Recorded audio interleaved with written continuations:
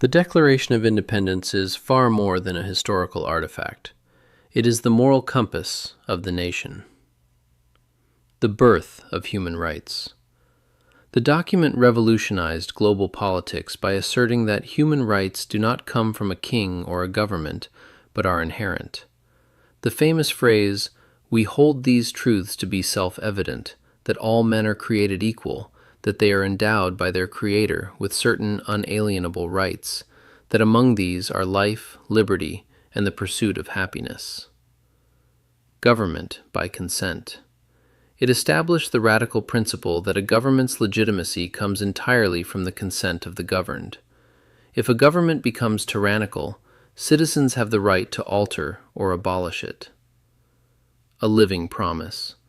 While the nation failed to live up to the promise of all men are created equal at its founding, perpetuating slavery and denying rights to women and Native Americans, the Declaration became the ultimate tool for justice. Abolitionists like Frederick Douglass, suffragists at Seneca Falls, and civil rights leaders like Martin Luther King Jr. all quoted the Declaration to force America to live up to its founding ideals. The 56 signers, verified facts and truths. The 56 men who signed the Declaration represented a cross-section of early American leadership. They knew that by signing, they were committing high treason against King George III, a crime punishable by death by hanging. Contrary to historical myths, not all of them were wealthy aristocrats, nor did they all die in poverty. Their fates were varied and complex. Key figures: John Hancock, Massachusetts, the President of the Continental Congress. He signed first, famously large and bold, so the king could read it without spectacles. Thomas Jefferson, Virginia, the principal author. He drew heavily from Enlightenment philosopher John Locke. Benjamin Franklin, Pennsylvania. At 70, he was the oldest signer. A world-renowned scientist and diplomat, his edits helped sharpen Jefferson's draft. John Adams, Massachusetts, the Atlas of Independence, who fiercely debated on the floor to ensure the vote passed. Group breakdown by profession. The signers were educated men, but they came from various walks of life.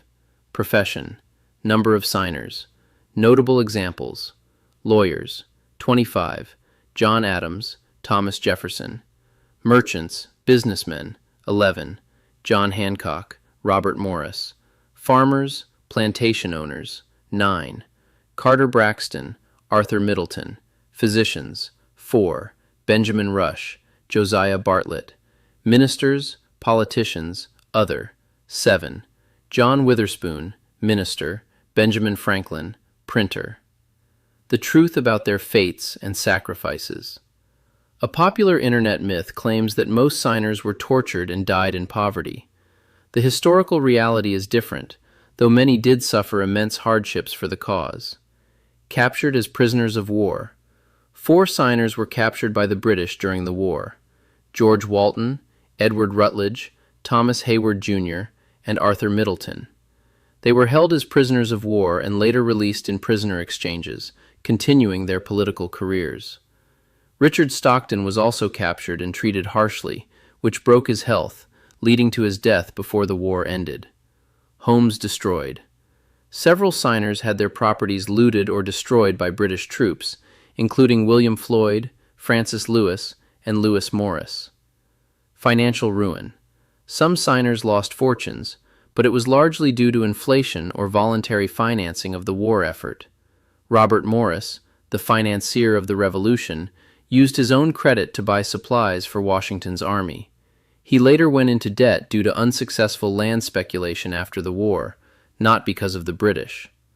Long-term impact. The vast majority of the signers survived the war and helped shape the new United States government.